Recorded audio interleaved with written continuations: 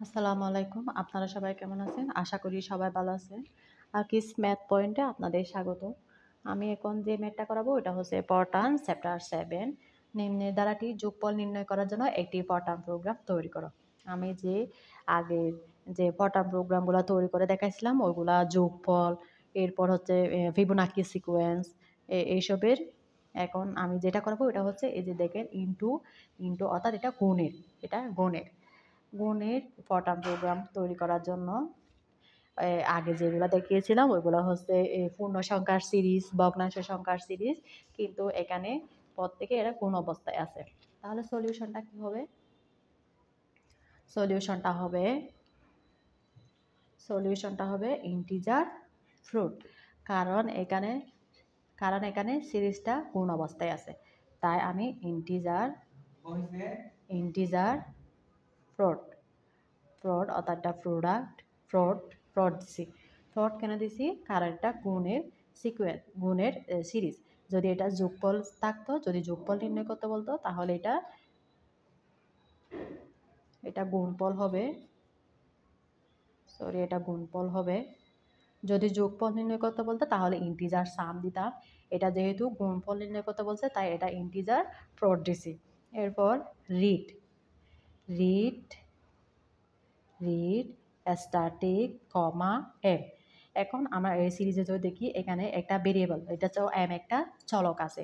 এই চলকটাকে আমাকে কম্পিউটারে পড়ে নিতে হবে, কিবোর্ডের মাধ্যমে আমাকে কম্পিউটারে পড়ে নিতে হবে। তাহলে আমি প্রথমে কি দেবো? যেহেতু এটা গুণফল নির্ণয় করতে বলছে তাই আমি ইন্টিজার ফ্রড দিলাম। যদি যোগফল নির্ণয় করতে বলতো তাহলে ইন্টিজার সাম দিতাম। এরপর আমি যে ভেরিয়েবলটা আছে এটা কিবোর্ডে পড়ে নেব, এম, রিড স্ট্যাটিক কমা এম। এরপর ফ্রড ইকুয়াল টু 1, অর্থাৎ এখানে ফ্রড গুণফলে প্রথম সংখ্যা এখানে কত? 1। এরপর আমাদের কাজ হচ্ছে ডো লুপ নিছি। এরপর আমি একটা দেবো লেভেল নাম্বার আমি 10 নিলাম। এরপর লেভেল নাম্বার নেওয়ার পর আমাদের কাছে যে একটা ভেরিয়েবল চলক নেওয়া কে ইকুয়াল টু আমার এখানে ইনিশিয়াল ভ্যালু কত? 1। আমার প্রথম পদটা কত? 1। এরপর আমার ফাইনাল ভ্যালু কত? এম। ফাইনাল ভ্যালু হচ্ছে এম।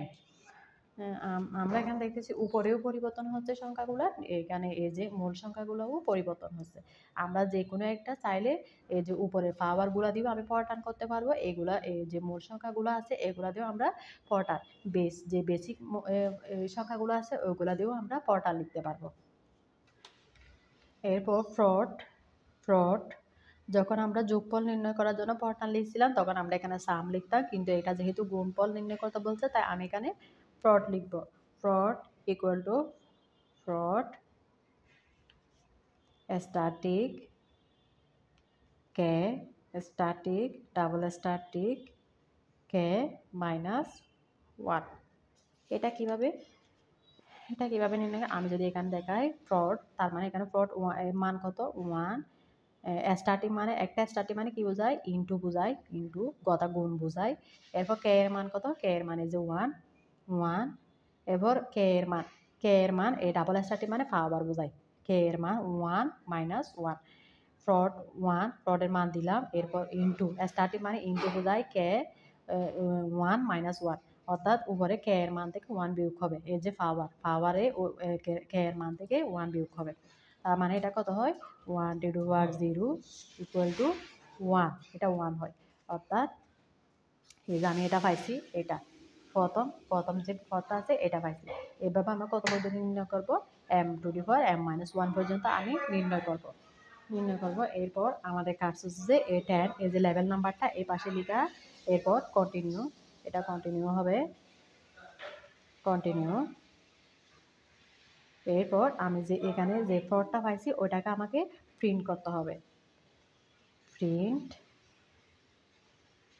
স্ট্যাটিক কমা এটা অনেকটা উল্টা, ইনভার্টেড কমা। এরপর প্রোডাক্ট মানে এই যে ফ্রড বোঝায়, প্রোডাক্ট ইকুয়াল টু ফ্রড, আমি এটা ফ্রড লিখলাম। এরপর স্টপ ইন। আপনারা সবগুলা যে ফরটান একই নিয়মে করার চেষ্টা করবেন, তাহলে ভুল হওয়ার সম্ভাবনা কম থাকবে। আমি তাহলে ইন্টিজার ফ্রড নিলাম। এরপর আমি যে ভেরিয়েবলটা আছে এটাকে পড়লাম, এরপর ফর কিন্তু আমি 1 লিখলাম, এরপর লেভেল নাম্বার ডো লুপ নিলাম, তারপর আমি একটা লেভেল নাম্বার নিলাম, এরপর আমি একটা যে ভেরিয়েবল নিলাম, ভেরিয়েবল, এরপর ইনিশিয়াল ভ্যালু আমার কত 1, এরপর ফাইনাল ভ্যালু n। এরপর আমি এই যে ফরের এটা করলাম, এরপর আমি যে 10 10 এটা লেভেল নাম্বারটা লিখলাম, কন্টিনিউ, এরপর প্রিন্ট, আমি যে ফরটা পাইছি ওইটাকে আমি প্রিন্ট করলাম, এরপর স্টার ইন। আমার ক্লাসটি যদি আপনাদের ভালো লেগে থাকে তাহলে অবশ্যই সাবস্ক্রাইব করতে ভুলবেন না। ধন্যবাদ সবাইকে। আসসালামু আলাইকুম।